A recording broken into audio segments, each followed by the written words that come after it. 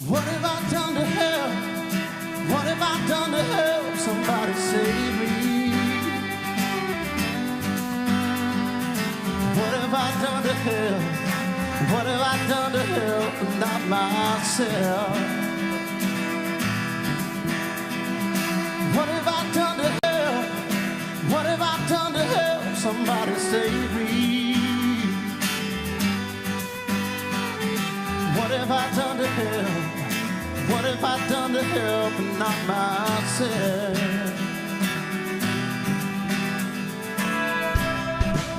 Thought I was alone in the world until my memories gathered around me in the night. Thought I was strong until I finally had to fight. I kept my head down, showed up to work on time and watched my appetite.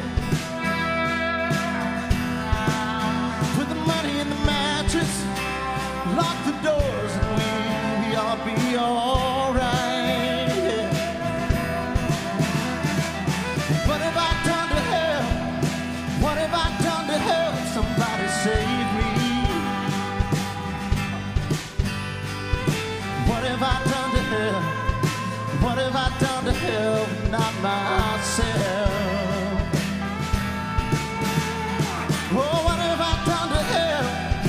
What have I done to help somebody save me? Oh, what have I done to help? What have I done to help and not myself? See, I've made mistakes that I can't erase. Some of the love I've lost will not come back to me. I broke my word, I lied on the Bible just to feel a little free. She didn't deserve it, nobody ever deserves it. But I cut anchor and I drifted through the night. Now me busted, somehow you trusted I was not what I could be.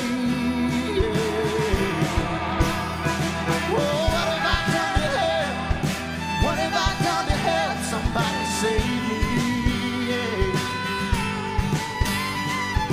What have I done to help? What have I done to help and not myself? Oh, what have I done to help? What have I done to help somebody save me, yeah. Oh, what have I done to help? What have I done to help and not myself?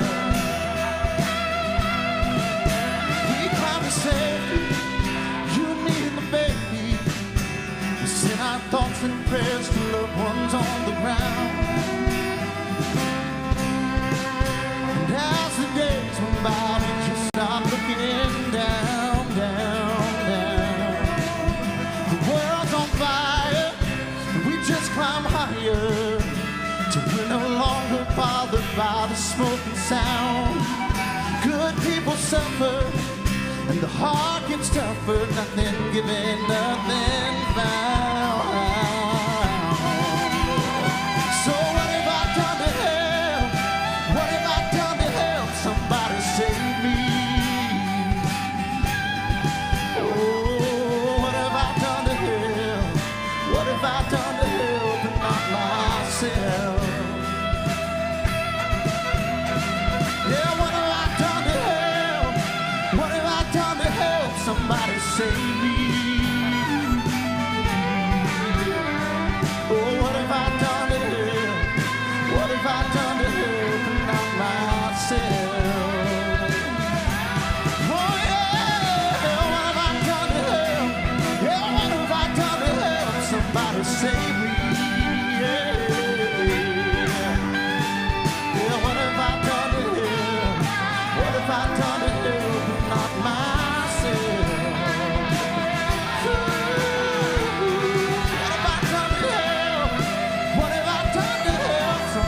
Save me, oh,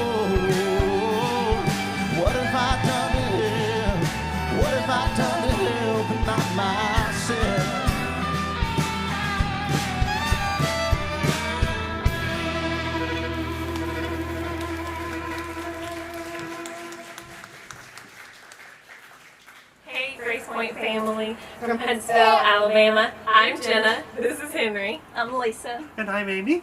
And we just wanted to welcome you to today's service. We hope you enjoy worshiping with us today.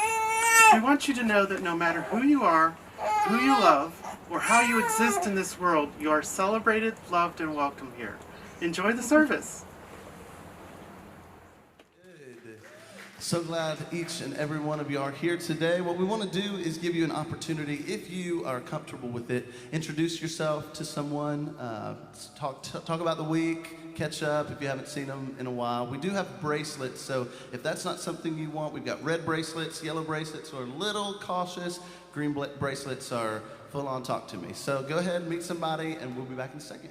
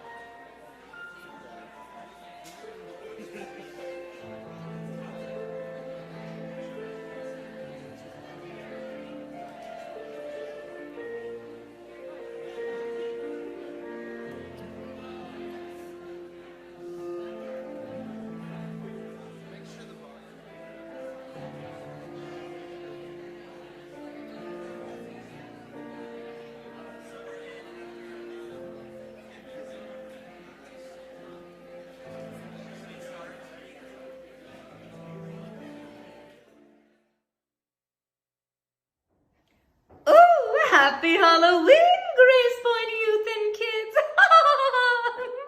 Well, on a cheery note, I must say, we're getting close to being back in person. Oh, November 21st, we are looking to be back together again. So excited. Shall we celebrate with some candy? Goodbye, my friends.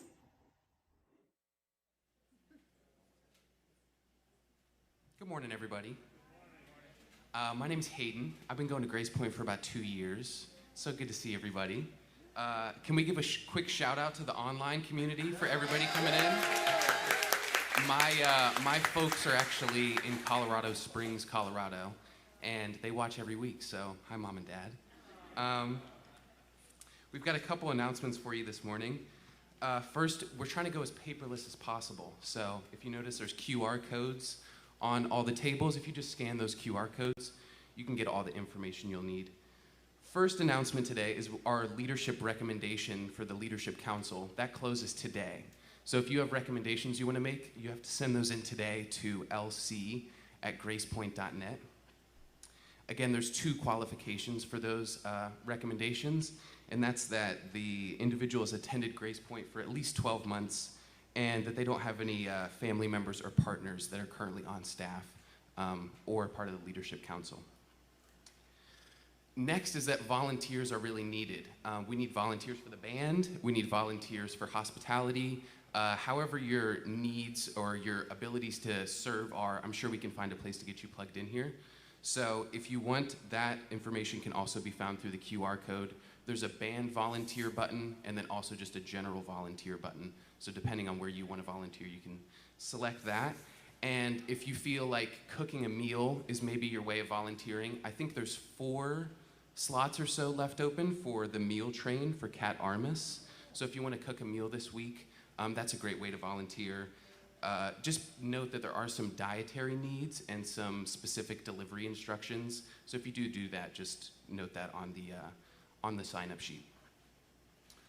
Our Q4 InReach. So last week we heard from Kathleen, who's the founder of Love on Wheels, and she gave a great presentation about how our Q4 InReach program is helping these foster care children who otherwise wouldn't have a basic suitcase or access to basic necessities.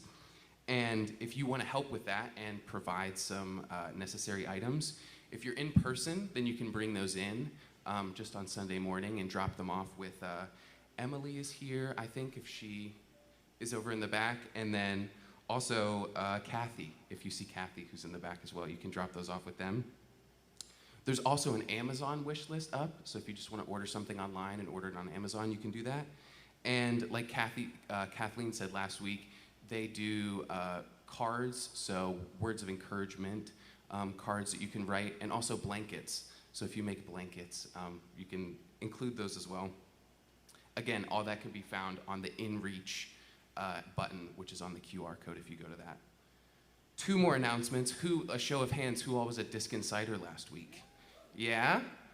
Couple people, that's pretty good. I was there as well. It was such a great opportunity. So great to just meet with the community, see everybody outside of 3rd and Lindsley or outside of the church. We're going to be having more of those, making it a more regular thing since we can't start up care groups. So there will be more information to follow, but as we haven't had anything planned yet, go ahead and go to your calendar and go to December 12th and book out 6:30, because that's going to be our winter party, our festival party, our holiday party.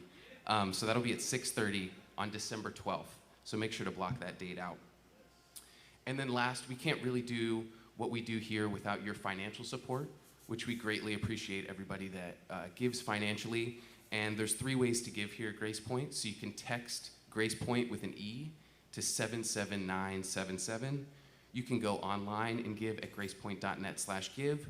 Or again, everything can be found on that QR code. So if you scan that, you'll be good. That's all the announcements. Thanks so much.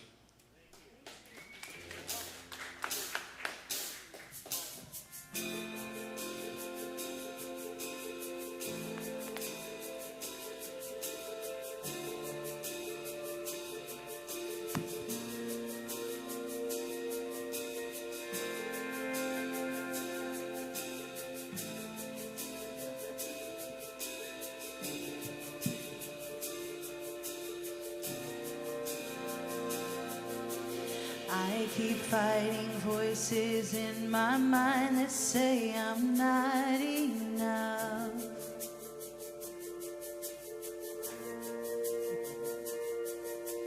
Every single lie that tells me I will never measure up.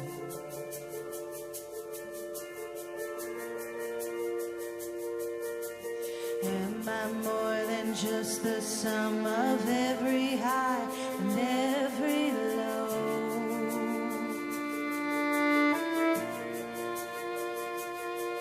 Remind me once again just who I am, because I need to know. Ooh, oh, you say I am loved when I can't feel a thing, and you say I am strong when I think I am weak.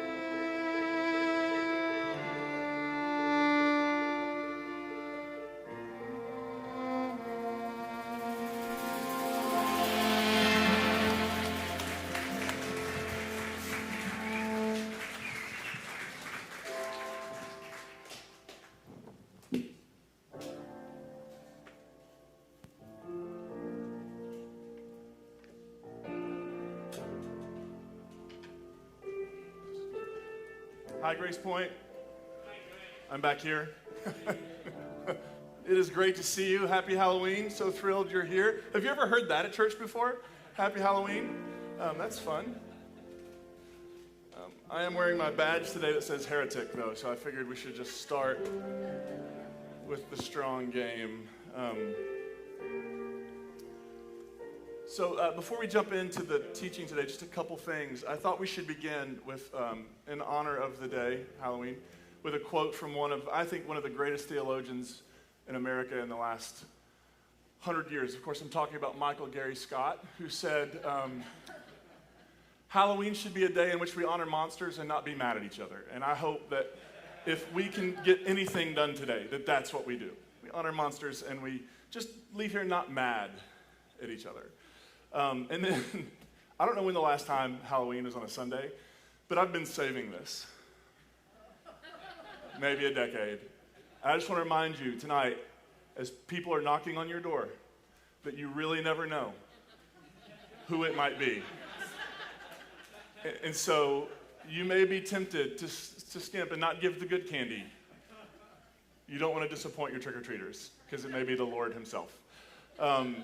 So that's all of that. I want to just let you know a little bit about where we're going over the rest of the year, like sermon-wise. That way I'm not assuming you're going to go, I'm interested in that one, so I'll watch or I'll show up. But just so you know kind of where we're headed. The next 2 weeks, the 7th and 14th of November, we're going to talk about the 7th sign. And then, spoiler alert, we're going to talk about it maybe an 8th sign or a reboot to a first sign. I don't know how you want to look at it. We'll talk about it that week. Then we're going to talk about on the 21st, which I don't know if you caught that in Molly's video here in the room at 3rd and Lindsley, but that's the day Grace Point Youth and Kids will be back on November 21st. And so, yes, we're very excited. Feels like a good time to bring them back right before we begin the Christmas season. And so that'll be so much fun to have them. But on the 21st, we're going to talk about, and this is a topic, a question, a theme that comes up a lot in conversation that when I'm out in the world having those sorts of things. And this, what do we do? Like, what is the relationship between worship and progressive Christianity? Because we just know we don't think about it the way we used to, right? We know we don't see it through the same lens. But then what is it? And do we do it? Is that what we're doing? Are we doing something else? Like, what do we mean by that? What are we going to... So we're going to talk about that. And then beginning the first week of Advent, November 28th, we're going to do a series called Have Yourself a Merry Little Deconstructing Christmas. Because if you're on this journey of sort of losing one faith, maybe finding something else, one of the questions people often, the two holidays, the two big ones in the Christian tradition are Easter and Christmas. And when you're in this space, I don't know, is it just me who went through that time of going like, I have no idea what to do with those. I have no idea what to do with Easter and Christmas. So I thought, like, let's just get it all out on the table and let's talk about what is Christmas? What does Christmas mean? And it started, somebody sent me a message and said, this is my first Advent deconstructing. Why am I even doing this? Why am I Adventing? What is Christmas even about? And so we're going to explore that. If you have specific questions, feel free to email them to me or message me on social media or something like that. I would love to get those questions so I make sure I speak directly to what you're thinking about and wrestling with. And then one final thing before we get into the sermon. Tomorrow is All Saints Day, which is a day of acknowledging and remembering and commemorating the lives of those who have gone on, who are part of, to use language from the Bible, who are part of that great cloud of witnesses now. And over the last couple of years, especially as we've been almost 2 years now in this pandemic, and just watching the numbers on the news tick up, and sometimes having that sort of not registering that every number that ticks is another human being, right? And so we don't often pump the brakes and stop and give ourselves space. So I thought it would be really nice because I bet everybody in this room has been affected. Maybe it wasn't COVID related, but I bet all of us have been affected by loss over the last year. We're all grieving something. We're all hurting in some way. And so I thought, what if we just took a minute and we'll just have a moment of silence and then I'll offer a brief prayer and we'll jump right in. Does that sound good? So let's just take a minute. And maybe this minute for you is to both express grief and gratitude for the life of someone who meant something. That's totally appropriate as well. So let's just have a moment and then we'll pray.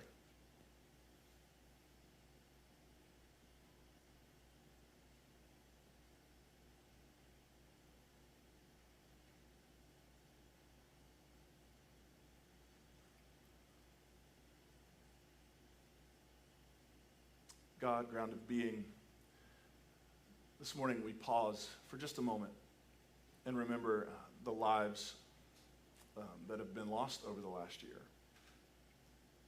We acknowledge the grief.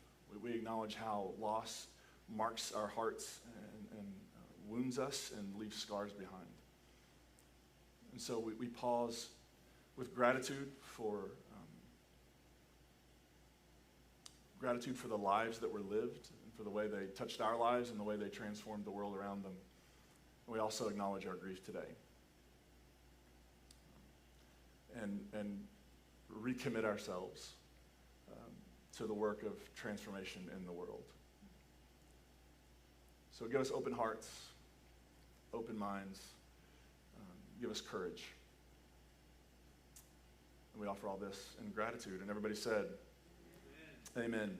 So today we're going to be looking at the sixth sign. And the sixth sign, this is actually one of my favorite stories in the Gospel of John. I think I say that every week. I went from not really liking this gospel to like every story is almost my favorite.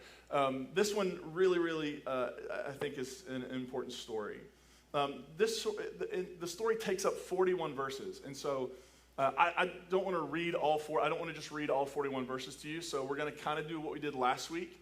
And last week, the way I said was like you get on those tour buses and you go around and you sort of get led through celebrities' homes or you get led through whatever is popular in that town. I'm going to just take you through this text and sort of point some things out along the way. Not all of it. I'm going to jump around. I'll just summarize some of it. You can go back and read it later if you want. And then at the end, I want to just talk about this sign and what it's maybe pointing at and what it's doing. And so just to give you the rhythm, it begins with a healing, which is the sign. And then there's all this conflict and disagreement and discussion and debate and frustration about the sign. And we'll see why in just a little bit. So let's begin in verse 1. As Jesus walked along, he saw a man who was blind from birth. Jesus' disciples asked, Rabbi, who sinned so that he was born blind? This man or his parents? Now, how many of you see that as a pretty insensitive move? Right? I mean, they're walking along. They encounter this man who's blind from birth. And the disciples, rather than try to practically help somebody, launch into a debate. Whose fault is this? And they're operating from a sense in the ancient world that if something bad happened to you, if something was off, if you were sick, or if you had some sort of bad fortune fell upon you, or whatever happened, then it's somebody's fault. You are being punished in some way. That thinking still lives in the world today, doesn't it? Right? When there's an earthquake or a tornado and some crackpot theologian decides to tell you why God did that. Right? And so they launch in, they turn a human being into a theological debate. Does that sound familiar? You know, times have changed, but times haven't changed. We just have better technology. Who sinned, this man or his parents? Jesus answered, neither he nor his parents.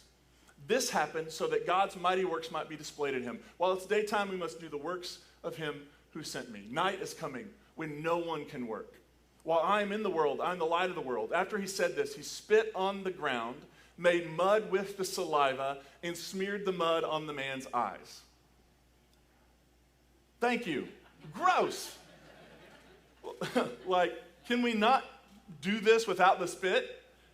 Can you imagine being in that scenario, being this man, being the disciples? Jesus gives this little speech, and then he just starts going, What? And here's the thing. I personally don't see any good reason why he had to spit. But he does. He spits, and he makes mud, and he puts it on the man's eyes, and he says to him, go wash in the pool of Siloam. This word means sent. So the man went away and washed. When he returned, he could see. Now, I know I've been really hard in the Beatitudes series. I was really, really hard on the Message paraphrase of the Bible, especially the way that he translated the Beatitudes.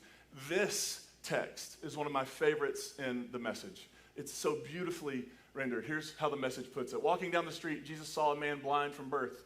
His disciples asked, Rabbi, who sinned, this man or his parents, causing him to be born blind? Jesus said, you're asking the wrong question. You're looking for someone to blame. There is no such cause-effect here. Look instead for what God can do. I think this is so beautifully done. And in my mind, it really gets to the core of what we can say in times of tragedy. I actually first discovered this, the Message version of this, in a time of tragedy and loss in our family, and trying to make sense of it, and trying to figure out, why is God in the business of giving people parking spots and then smiting somebody with some disease or illness or sickness or even death? Is that what God's up to? Is God really in that is that God's role in the world? Is that how God functions? Is everything that happens to us or somebody else the result of something we've done wrong? And by the way, even if you could get the answer to that question, it is not helpful. Why did I get sick? Well, back in 1997, you ran a stop sign. And even if it was a really good, a really deep, thought-out answer, would it ever make anything okay? I think this translation gets at the truth of reality. And that is sometimes bad things just happen.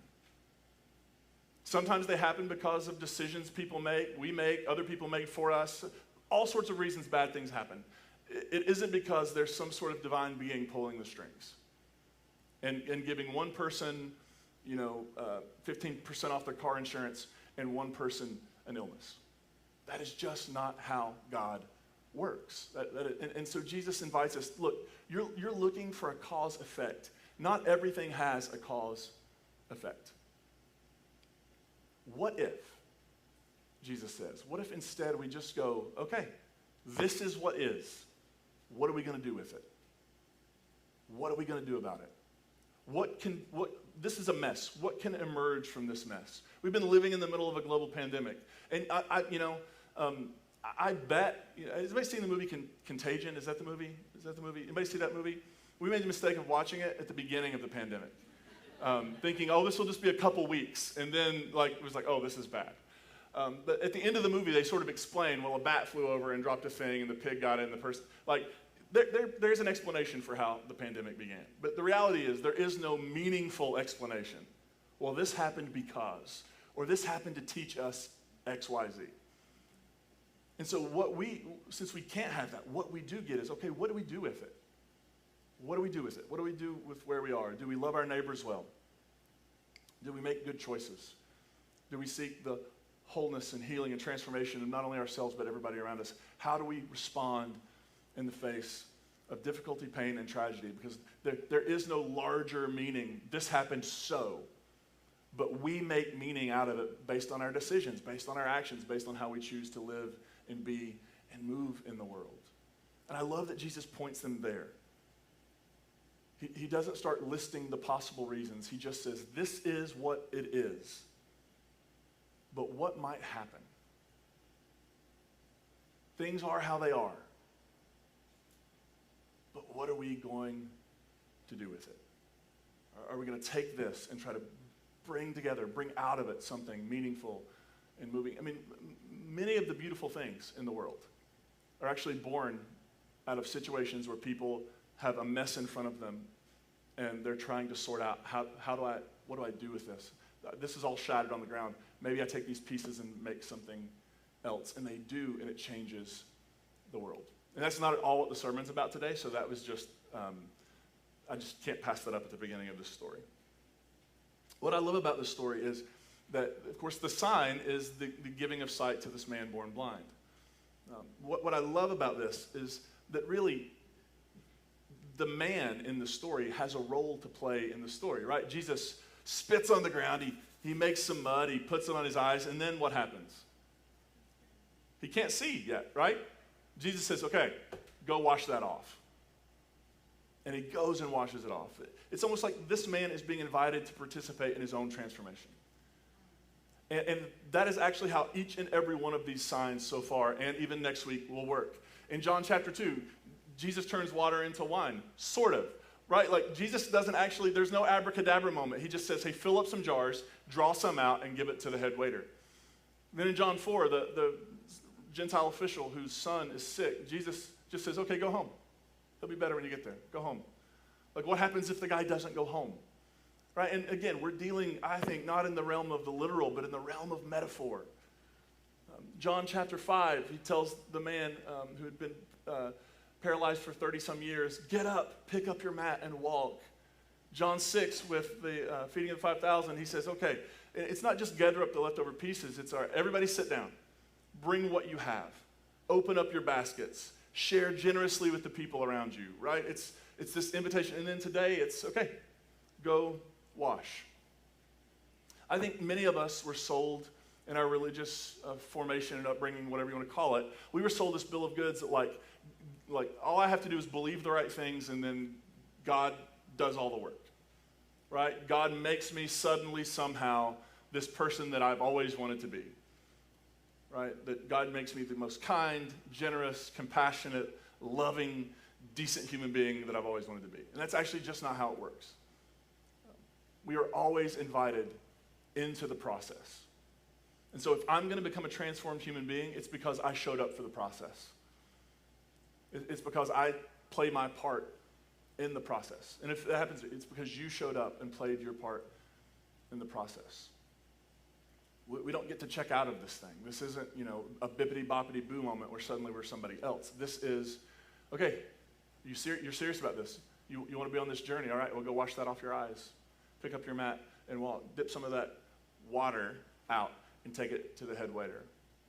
It's this invitation to participate in our own process of transformation. Of course, when Jesus does this, it creates a conflict. And the conflict is centered around a couple things. First of all, he does it again on the Sabbath, right? Which is, according to how you interpreted the Sabbath command, not everybody in the Jewish tradition interpreted it the same way. Jesus is within the Jewish tradition. The writer of John is within the Jewish tradition, interpreting it in one way. And other people interpreted it differently. And the way Jesus interpreted it, he interpreted it in ways that allowed him to perform acts of healing. And so the conflict arises because it happens on the Sabbath. The religious leaders get involved. And then there's this big debate. So the story begins with the disciples debating this man who was born blind. And now he's been given sight. And everybody else around him starts debating him. Well, was he actually really, do we know if he was actually blind? Was he sort of this idea that it was a crowd plant, right? Maybe he actually wasn't blind. Maybe this is all just a trick. Anybody seen the movie Leap of Faith with Steve Martin from the 80s? Oh, that movie. Maybe he's a crowd plant. Maybe there's something going on with this. The religious leaders get involved. Do we really know? Do we really know for sure? So they call his parents. Like, is this your son, and was he born blind? And how, if he was born blind, how does he now see? And their response is sort of, he's our son. He was born blind. We have no idea how he can see now. And if you want to know that information, maybe you should talk to him because he's a grown-up. That's my translation of the story. That's exactly how it goes. Right? So there's this tension building up. Who is this? Was he really blind? Where did he come from? Is this guy, they even start debating on whether or not the man who's been healed was a sinner. All right, so it gets really, really, really tough. The Jewish leaders didn't believe the man had been blind and received sight until they called his parents. They asked, is this your son? Are you saying he was born blind? How can he now see? His parents answered, we know he's our son. We know he was born blind, but we don't know how he sees, and we don't know who healed his eyes. Ask him. He's old enough to speak for himself. His parents said this because they feared the Jewish authorities. This is because the Jewish authorities had already decided that whoever confessed Jesus to be the Christ would be expelled from the synagogue. Now, do you remember, if you were here early on, what is the context of the Gospel of John? It is written after the Jewish followers of Jesus were what? Expelled from the synagogue. This is not a detail from the life of Jesus. This is a autobiographical detail that the writer of John has placed into this story. I think to say, if you're still reading this literally, you're going to miss it. Because we're talking about something else here. And so the parents almost, like, if Jesus is involved, we got to distance ourselves because we don't want to get kicked out because people are going to get kicked out. That's why his parents said he's old enough to ask himself. Therefore, they called a second time for the man who had been born blind. and said to him, "Give glory to God. We know this man is a sinner." They're talking about Jesus, right? Give glory to God. We know this man is a sinner. The man answered, "I don't know whether he's a sinner. Here's what I do know. I was blind, and now I see." Isn't that a great line? I don't know. Maybe he's a sinner. I don't know. Here's the only information I have. I was blind, and now I see. Can't really tell you how. Can't necessarily tell you why. I just know that I was blind, and now I see. They questioned him. "What did he do to you? How did he heal your eyes?" He replied, "I already told you, and you didn't listen. Why do you want to hear it again? Do you want to become his disciples too?" He's being completely gaslit, and he just turns it back on him. "Oh, are you interested in following Jesus? Every head bowed, every eye closed, all right? If you're interested, we can make that happen." Just a brilliant sort of reversal, putting it back on them. I've told you the answers. You keep asking me the same questions. You must really, really be interested in this Jesus. You want to follow him too. Then Jesus later says, "I have come into the world to exercise judgment, so that those who don't see can see, and those who see will become blind." Now, that's a little bit of we read the word judgment uncomfortably. But read it like this: not, "I've come into the world to judge everybody and send everybody to hell." In this case, judgment is about revealing something. And Jesus is saying, I've come, and the people who see this, see me, see what I'm up to, hear what I'm saying, they will learn to see in brand new ways. And the people who always thought they could see will actually find out that they've been blind the whole time. Some Pharisees who were with him heard what he said and asked, "Surely we aren't blind, are we?" Jesus said to them, "If you were blind, you wouldn't have any sin. But now that you say we see, your sin remains." And I just would love for Jesus to have done this at the end of that and just flipped his hair and walked away. Because that is the absolute best. Oh, no. You claim to see? You claim to see. So you actually have the problem. What you don't realize is that you've been blind the whole time. So a few thoughts. And by the way, the man in this story who was healed ends up being called a sinner and kicked out of the synagogue. Right? So this is John's community is the man born blind. And they have begun to see differently.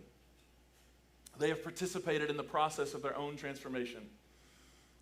And as a result, they've been expelled. I think this is about how religion responds to its own attempts at evolution and transformation. Right? Today is Reformation Day. So today, a long time ago, Martin Luther nailed to the door of the church in Wittenberg, which they say could be a legendary story, not actually true, his theses to reform the church. And he wasn't listened to.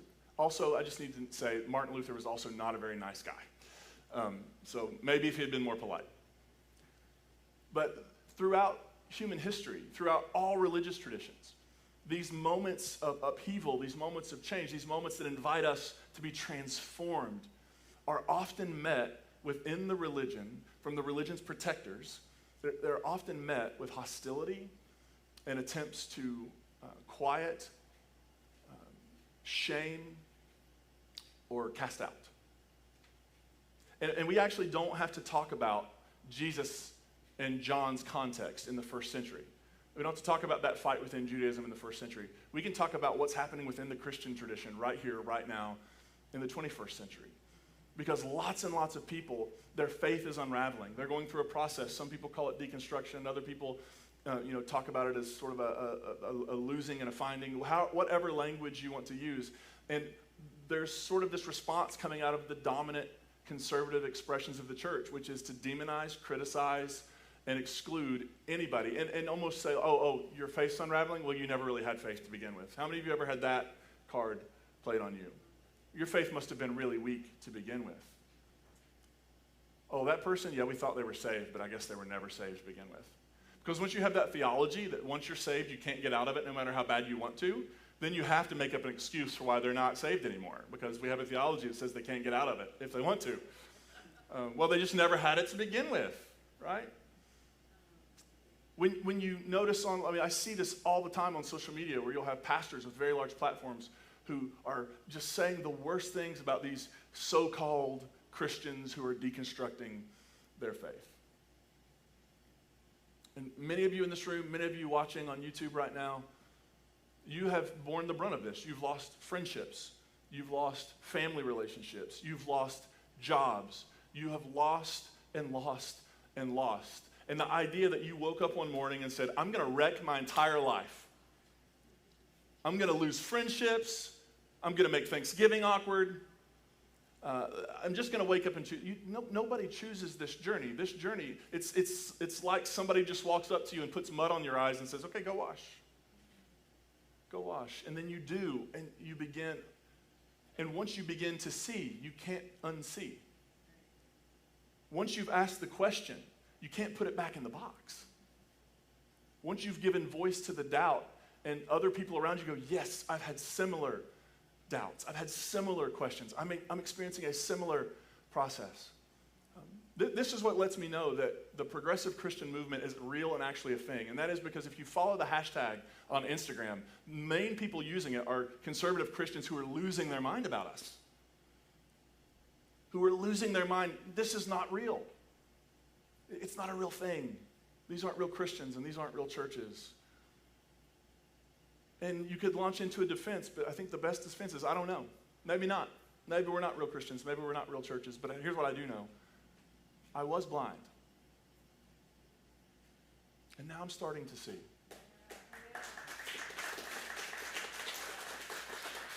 And I think that, for me, has been the entire journey. And I wouldn't say that I now see, because I don't see. I'm starting to see. There's a great story in one of the Gospels where Jesus heals somebody, but it doesn't take right away. Do you know the story? He heals this man who was blind, and he's like, I sort of see some stuff, and then Jesus does it again, and then, that's how it is for me. It's never been just like a poof, now you see. It has been this slow process of beginning to see. I was blind and wrong about so many things. I believed at one point that only people who believed like me were actually okay with God, and God was okay with them. Like, being a Christian wasn't enough. And if you were Catholic, you didn't even fall in that category. We prayed for the Methodists. We were confused by the Lutherans. It's their day. And it was a miserable, lonely existence. And then I started to see, maybe God is bigger. Maybe God is bigger. I saw on Twitter last night, somebody tweeted, Christian, God isn't mad at you. I was like, no. Human, God isn't mad at you. If our entire worldview sits in this Christian box where we're the good ones, and we're the saved ones, and we're the right ones, and we're the insiders, and everybody else is left to, no. God isn't mad at any of us. God isn't mad at any of us. So unable to see at one point that the LGBTQ plus community were God's beloved. And now I see it. I did not see how I was complicit in supremacy culture and in white supremacy, and that I actually had white privilege. I'm starting to see. There were so many things that and what's so powerful about this story, it's almost like willful ignorance is what comes through in the story, right? Jesus is inviting them and they're refusing. I think this is why, if you go all the way back to the first sign, it's this idea of being that wineskin, right? You put new fermenting wine in a new wineskin because it needs to grow and expand and change. And the moment we shut down, the moment we close ourselves off, the moment we think we've arrived, the moment we think we've got it figured out, the moment we have our theology and it's better and we look down on everybody else because we finally cracked the code, that's when we know we're in trouble. Because that's when we know the process has stopped for us. The moment we think we figured it out is the moment we will not see the sign. Because what this sign is saying is there is a cost to beginning to see. There's a cost. You might experience loss. You might experience pain. You might experience betrayal. You may experience hurt. That's what the writer of the Gospel of John had experienced. That's where they lived.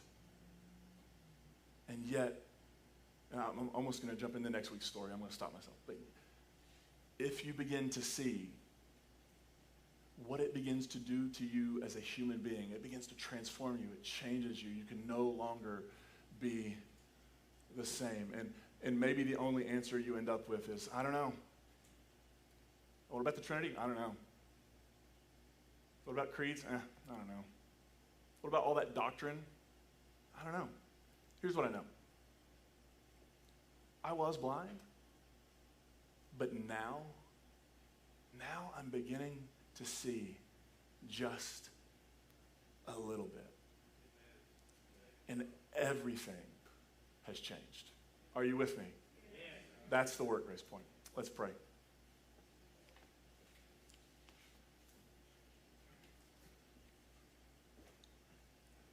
God, especially for those in this room who have followed their heart and they've followed the Spirit, and they followed light, and it has cost them. Those who, in many ways, in this room right now bear the marks of the wounds of Christ. Our prayer is that, surrounded by the embrace of this community and the embrace of Spirit, they will be affirmed, their journey will be affirmed, their doubts will be affirmed, their questions will be affirmed, their humanity will be affirmed. And they will know that no matter how many people have accused them of leaving the path and wandering off, no matter how many people have accused them of just leaving their faith, no matter how many people accuse them of any number of painful things, that they will know that they actually haven't left the path.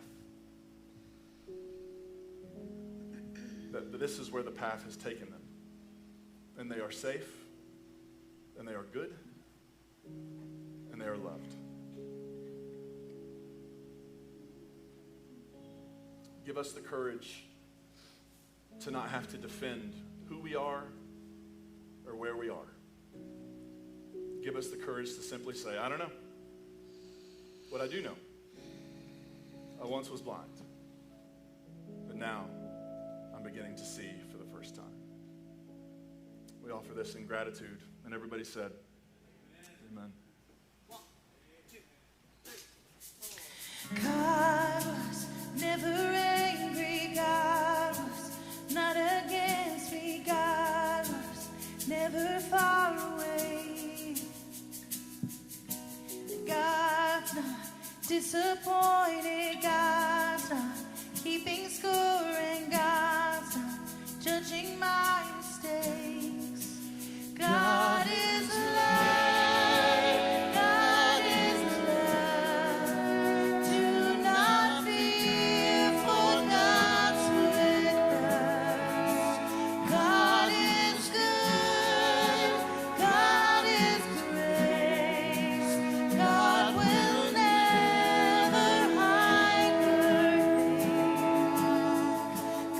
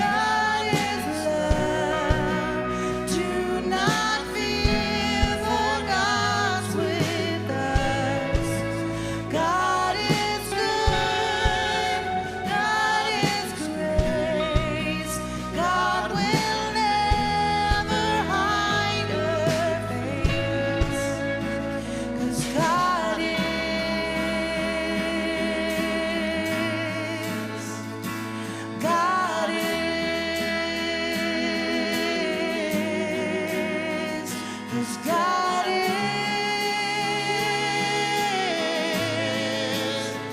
Oh, God is.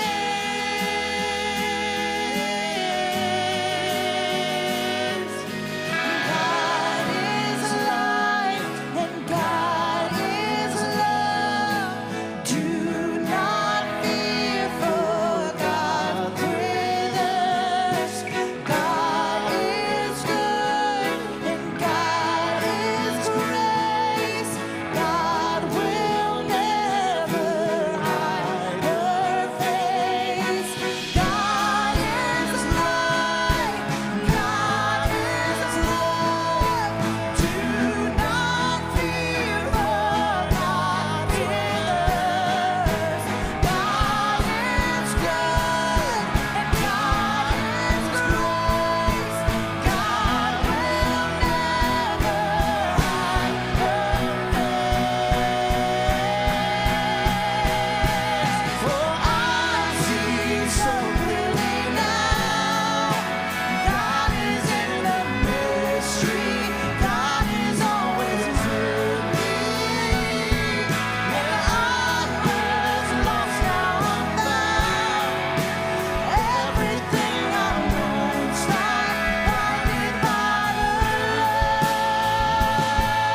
For I see so clearly now, God is in the mystery. God is always with me. I was lost, now I'm found. Everything I once thought, blinded by the love God is. And God is. That God is.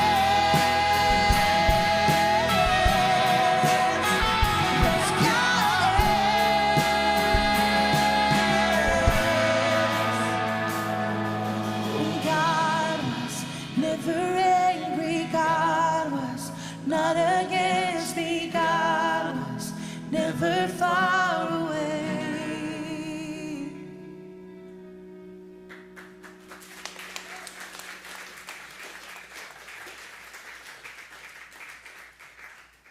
So good. Thank you guys for being here. Thanks everybody for being here. I noticed while I was sitting down that there are Third and Lindsley QR codes, so make sure that you scan the Grace Point QR code, because otherwise a menu will show up and it'll get all confusing. So remember, go forth into the world with peace, be of good courage, hold fast to what is good, lift up the hurting, take care of the brokenhearted, and go into the world with light and love. Grace and peace.